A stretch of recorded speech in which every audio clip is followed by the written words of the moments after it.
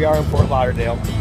Our next adventure is something I'm really, really excited about. Something I've been wanting to do really ever since I started getting into sailing about 6 or 7 years ago. Thanks to a client of mine who was gracious enough to kind of donate a boat to me so I could sell it and use the money for however I want it. I'm going to take you along with me on this little journey, and we're going to Blue Water Sailing School. So I'm really super excited about this. It's a week-long course going here from Fort Lauderdale down to the Key Largo area and then back. Week-long course, get our ASA certifications, our 101, 103, and I think a 104. Along with me, I've got my best mate, Twee, from Life in Twee. She was all excited about this too, so she said, yeah, I want to do this too, So we're all gonna go out. It looks like it's just gonna be the two of us on board the boat with the instructors. So it's gonna be kind of like a one-on-one class, private class. This is gonna be awesome. So right now we just got into Fort Lauderdale. We're gonna walk down here to the beach, get a little grub, and just try to relax a little bit, take a little vacation out of this for all of us. So enjoy some scenery.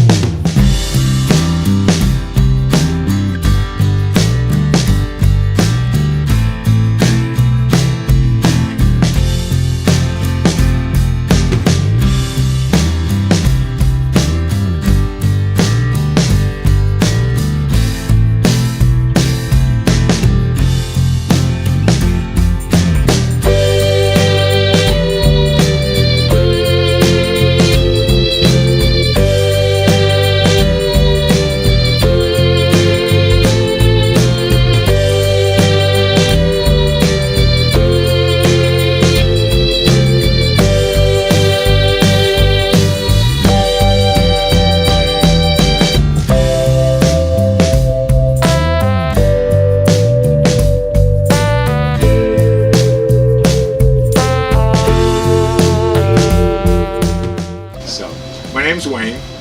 I'm married. It was my second marriage, but 36 years on this one, so this one lasted. Got your money's worth out. Yeah, it's still going. I spent the last 2 months home, and I'm ready to go away to work for a week.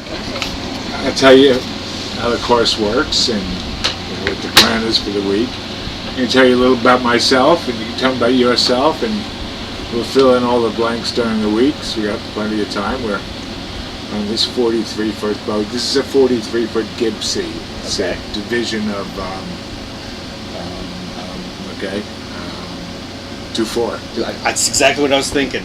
So, obviously I love to sail. I've met some really good people. I have a long list on my phone of, students I stay in touch with. Mm-hmm. I'm so jealous. Some of them, I get emails from Thailand and we're on our way to That's what I want to do. That's what you'll be getting those from us. Yeah, they're all over the world. It's amazing. Yeah.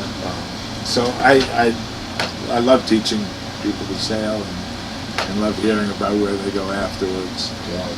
So I've got 140,000 blue water miles at this point. That's a lot of miles. I've never had anybody fall overboard, and I've never had anybody get hurt. And that's a really good record when you're teaching beginners. I like to keep that record. It'll stay that way. So the way the class works, it's going to be very individualized this week. Obviously, usually there's 4 people on board, so this will be really good. The forecast is 15 to 20 knots of wind every day. Beautiful. And Wednesday, 25 knots. Yeah, perfect. So it'll be awesome. So today what we're going to do is we're going to go through the boat as if you were chartering a boat. We're going to find all the through holes, make sure all the valves work, Okay. turn everything on and off, find all the safety equipment, the Coast Guard required equipment, make sure you know where it is. Okay. And I go a little beyond what the book teaches. I kind of assume that you're going to continue sailing and start making passages someday. So Yeah. I teach with that in mind. Good. You know, I don't just, you know, go by the book and this is all you're supposed to know now, because this is stuff you're going to carry with you. Absolutely. You know, so I'm a wealth of information. I've been doing this my whole life, and I belong to you these days. Ask me all the questions you want. I don't mind. He didn't mean that literally. Yeah. Tomorrow morning I'll be back by 9. Okay. And if you could have your breakfast all cleaned up and everything, and we're going to go over all the parts of the boat, all the rigging, name everything, and talk about what it's used for. There are 3 written exams. You know, you've got the 101. They'll be Monday, Wednesday, and Friday. Don't sweat the written. I should say this on tape. I go over the exams before I give it. Okay. So nobody fails it. I don't care how you learn it. That's And good. it's, you know, and if I didn't go over it, I might have forgotten to talk about something, and it's really not fair. So I go over it. Not an hour before, but 6 hours before, so Right. the short-term memory will serve you well. So Sunday, tomorrow morning, we sail down to Miami. Okay. We're out in the ocean. It's Good. 20 miles. They're talking 15 to 20 east Perfect. northeast, so somewhere between a beam reach and a broad reach. It'd be nice. And then we go into Biscayne Bay. We go in Government Cut, Okay. and then we sail in the bay all week, which is awesome. You get all the wind there is in the ocean without any waves. Perfect. So you don't have to worry about hanging on while you're winching and trimming the sails. You concentrate on what I'm saying and what you're doing. Okay. And the waves aren't knocking you about. So it should be very comfortable sleeping as well with all that breeze. Oh yeah, I'm looking forward to that. So Monday morning we get up. Of course, Sunday on the way down we talk about sail, trim, whatever. But there's no tacking going down. It's going to be on tack. Mm-hmm. In the inlet, we'll talk about how to anchor, how to pick an anchorage, what makes for a good anchorage, and the proper way to do it so the boat stays. Very important that you wake up in the same place where you went to sleep. Exactly. So Monday morning we get up and we learn to read the charts and how to find our position. 2 ways. One with a GPS. We don't have a chart plotter, but a GPS using those coordinates to plot on a paper chart. I'm a big believer in paper charts. I was around before they had all these electronics. And you own a boat, you know everything breaks on a boat. Absolutely. Sooner or later. So it's good to know how to do it, to take bearings. We have a hand bearing compass, and you take bearings on an object on shore, and you can find the position by triangulating it. Okay. And then we're going to learn to do, it's called dead reckoning, starting from a known position, using the boat's course, and the speed you're making, and the time you sail that course, to estimate where you are. Okay. And we're going to check our hand bearing fixes against the GPS. See how close we got. And once we learn how to read the charts and what the symbols mean, we're going to raise the sails, and we're going to sail all the different points of sail. Close haul, close reach, beam reach, broad reach, and a run. Okay. And we're going to tack and how to trim the sail for all those different points of sail. How to handle the winches without losing a finger in there. Yeah. So we're going to do 10 or 15 tacks each and rotate, so somebody's on the wheel, somebody's on a different winch each time. Okay. It's a real hands-on course. I usually say, once we get out of here, out the inlet, I don't touch the wheel all week. Although, with just 2 of you, you'll probably appreciate me taking the wheel once in a while. Anyway, so we sail trim Monday.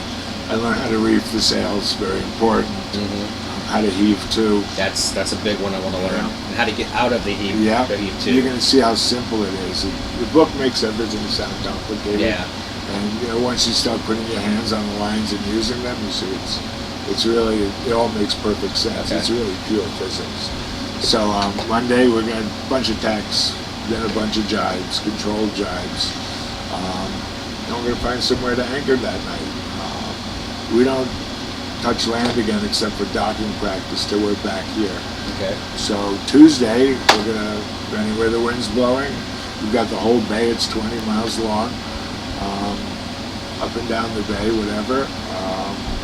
There's a spot at the bottom of the bay, there's a dock there, which is really good for docking practice. Okay. And it's the honor system, and I'm not honorable, I don't pay. It's a state park, I'm like, wow, there's no services there, there's no water, there's nowhere to plug in. Well, it's not like we're So, tying up for the whole day anyway. well, we might spend the night there. Oh, okay. Depends. So I'm going to go through my routine as if you're not sailing yet. You know, yes, please do. There's no front and back on a boat. There's a bow and a stern. Right. We don't go towards the front. We go forward, or you move aft. Left side of the boat, facing forward is port. Right side starboard. Any which way you're facing, that's always the port. That's always the starboard. We're in the main salon. It's a galley, not a kitchen. There are two heads on the boat. So nomenclature is important. It's important also so, you know, in the least amount of words you can describe what you want done. Because when the wind's howling, you know, it's hard to hear. Yeah, so the first exam you take is mostly nomenclature, all the parts of the boat.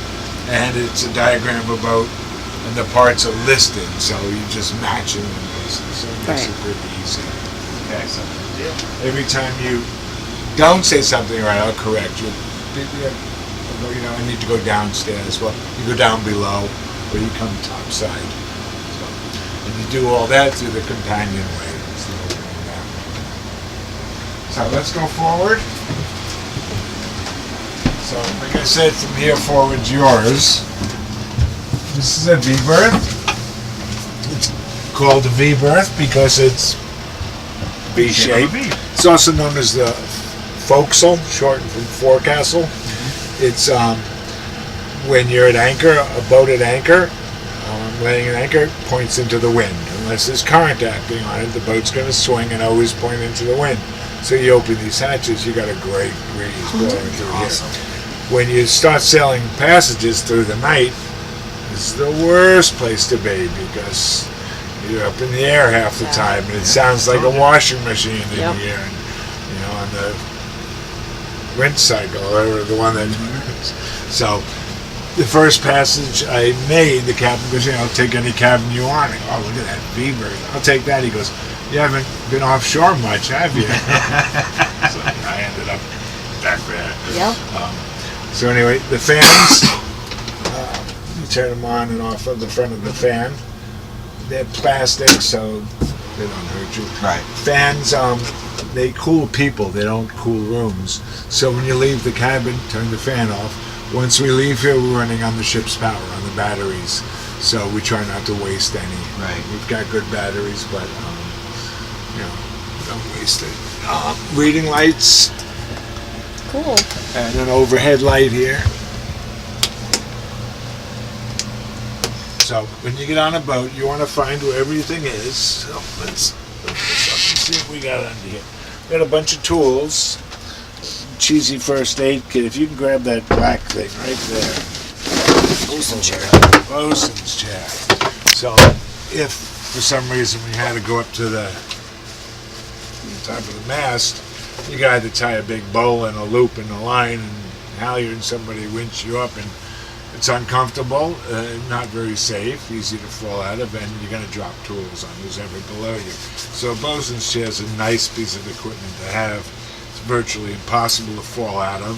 You got your legs there, you got a backrest, and somewhere to. So we have a spare anchor in there with a couple hundred feet of anchor road. Okay. This side. All over here.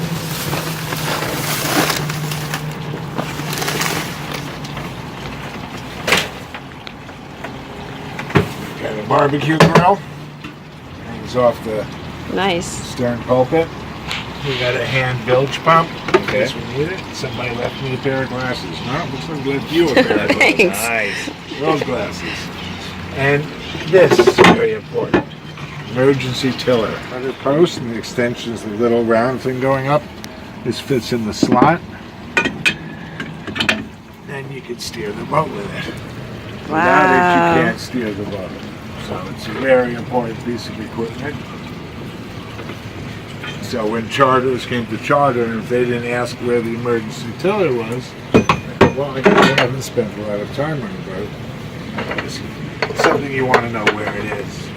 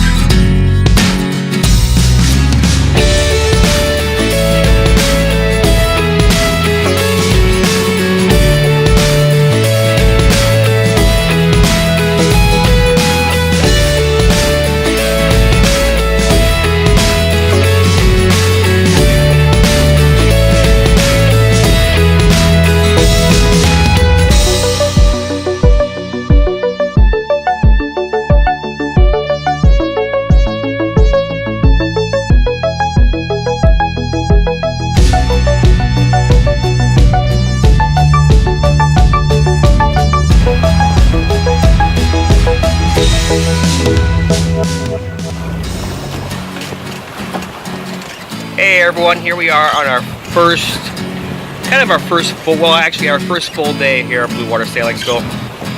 We're out here in the Atlantic. We left out of Port Everglades this morning there at Fort Lauderdale. On our way down to Government's Cut in Miami, gonna go in there and go into Biscayne Bay where we'll anchor for the night. And then we'll pretty much spend the rest of Monday and Tuesday and Wednesday down there in Biscayne Bay, and then we'll come back up here to Fort Lauderdale on Thursday. Absolutely gorgeous out here. Couldn't ask for better weather. It's blowing about 15. We're on a beam reach right now. Tweed from the Life of Tweed's got the helm. White knuckle on that helm there. She's doing great. We've had our lunch already, and I'll tell you what, the simplest foods taste like a feast when you're out here at sea. And having a great day, and really enjoying this. Some of the best money I've ever spent. And our captain's phenomenal, very laid back, very easygoing, and has assured us that we'll make sure we pass everything. So we'll come away with this with flying colors and more knowledge than we even need to have for the test. So that's even better.